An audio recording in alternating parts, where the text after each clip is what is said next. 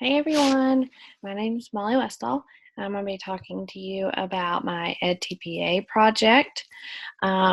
This is a class, or this class I did the project on was personal finance. This is a entry-level class for most business students, and this is a class that we require all of our students to take throughout their high school career at some point. They do not have to continue in their business classes, but they do have to take the personal finance, which I think is great because many of our students graduate without having any knowledge of their finances and how they should be managed and what's important. So I do love this about our school that we require these students to take this class. And so that's one of the main reasons that I chose to use that class for edTPA. And I went ahead and put everything on a Google folder, on a Google Drive, and organized it by task. I'm going to go through my project-based lesson plans really quick. These are the lesson plans for all 3 days. I would say that this is what I spent the majority of my time on, was my lesson plans and making sure that I had them correct. And then I kind of used this as a template to do my commentary and then complete the rest of my project. So I would say that my lesson plans were my kind of guidebook to everything. The thing I want to talk to you the most about is our day 3. This is a project-based lesson, and it took the majority of the class, or it will take the majority of the class to complete this. This might even be a more than one class period project. I obviously haven't done it in the classroom until this project, so it's still definitely a learning process. But the idea was that students are going to do a service project. So they would pick a group, a organization, something that they're passionate about, whether it be homelessness, whether it be really anything that they would want to do. March of Dimes, if they want to partner with an organization that already exists. And they would go through and pick what they were passionate about, how they want to fundraise, how they want to raise awareness, what they want to do. So we had one student that picked March of Dimes, and they collected child seats, like car seats for students, or not for students, but for parents that don't have child seats. Obviously, these have to be within regulations, and they can only be so many years old, blah, blah, blah. But they were taking donations of car seats for parents that are not able to afford them, because if you have children, you know that these seats are like $100 a pop. So that was kind of their idea. We had a food pantry idea. But the one that I enjoyed the most, I'm going to show to you all. It is let me get to it. This student decided they were going to do a coat drive. And they chose a coat drive because it's approaching winter, and we live in a low-income community, Title I school, so there are students that don't have coats, realistically, or they have a jacket or a hoodie, but they don't have a coat. And many times we are in below freezing temperatures, and these children are riding the bus and they don't have coats. And I don't know if that was, if they saw that need within the school or it was just an idea, but we have a local organization called Shepherd Staff. It is to help in need of any low-income families. They do food. They have a resale store that they take donations and resell it. They have food pantry. They're constantly giving back to the community. And I would say it's probably our biggest local resource. Students, this student saw that we had low income rural area, the resources we need. He came up with places that they could collect coats. So he reached out to these places, asked them if they would agree to it. They said yes. So these are collection sites that would be held around the county. These are all really popular places for our area. I would say that they are high traffic area or high traffic businesses and community centers. And he established when they would collect the coats. And then on the 12th of January, they would do a fundraiser benefit. So they would bring all the coats together. They would do a soup dinner as an additional fundraiser and count how many coats they had. The soup dinner would be $5 a person.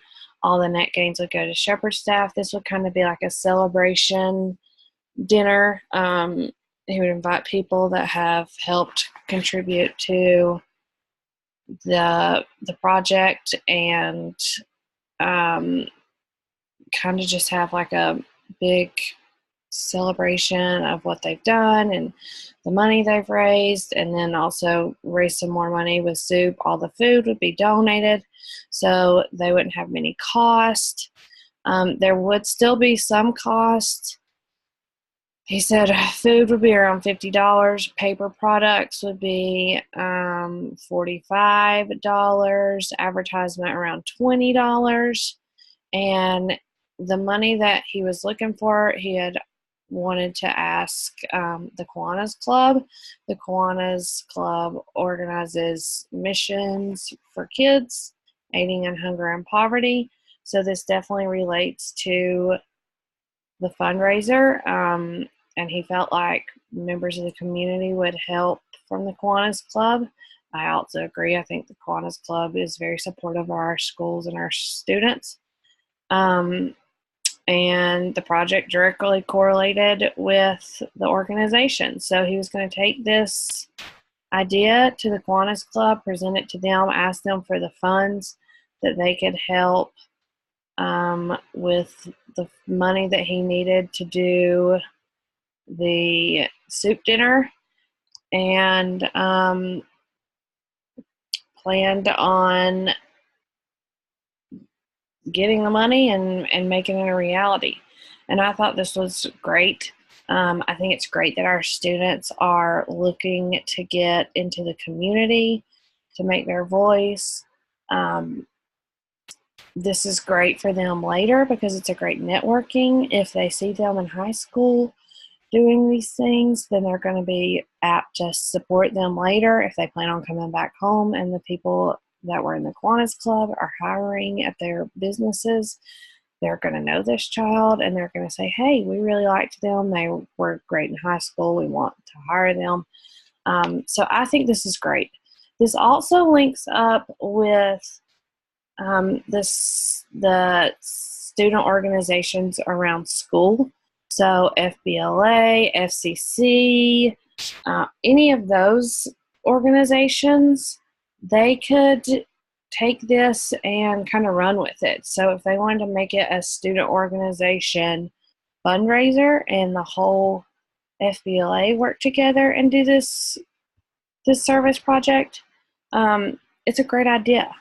I think that it's something that all of our kids can take as something that they have done and get other people to jump on board with it. And our teacher sponsors are always willing to do service projects and help students out with ideas that they have like this. So that was our project base lesson,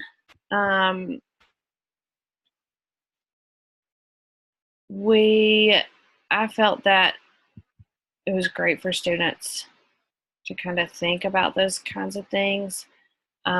Day one, they are preparing.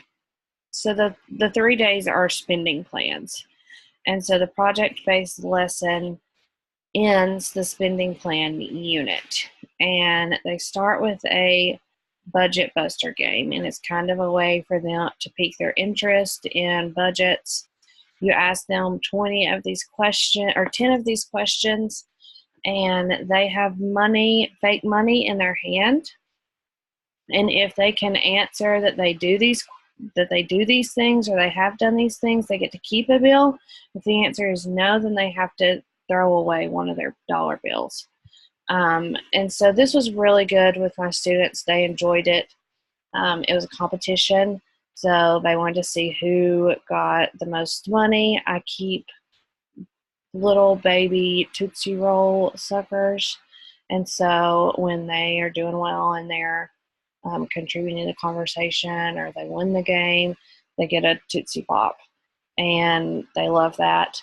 They're always competing for that. It's a great way to get them to engage in the project. This PowerPoint came from Take Charge Today. It is a lesson plan. It's what our school uses for all of their business lessons. So you're able to log in onto their website. Everything is pre-planned for you. You just kind of have to deliver it. And this is an introduction to their spending plans. It's very similar to what they originally had. I did modify it some to meet my needs, but the University of Arizona has done all of these lesson plans, and we just kind of take them and are able to use them in our classroom as needed. So I went through the spending plan PowerPoint. It went with a notes page that we also did. At the end, the students enjoyed this. We did the front together. The back was independent practice. So all of those things that I felt we needed in the lesson was covered. Day one was their introduction. Day two is going to be like a foundational, making sure that they understand what's going on. Here's a where's my dough, and it's another activity I do with them. It's more in depth. We're going over terms and making sure that they understand exactly what they're doing. They're doing more independent practice. And then on the third day is when they do their project. So all three of those together,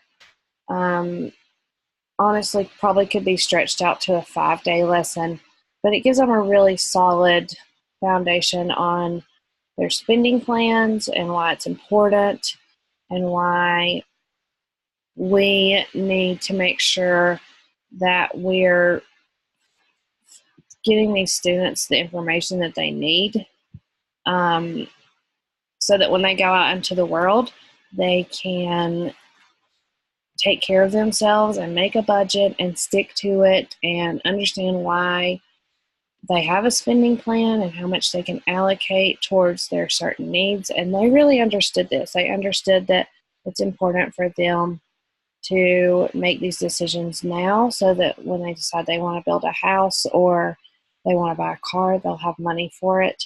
So I think this is really good for them to understand at this age instead of waiting until they go to buy that car and they don't have a good credit score or they don't have the money saved that they need for a down payment and they don't know what to do. So this kind of gives us an intro into what they will need in life and why it's important to manage your money correctly.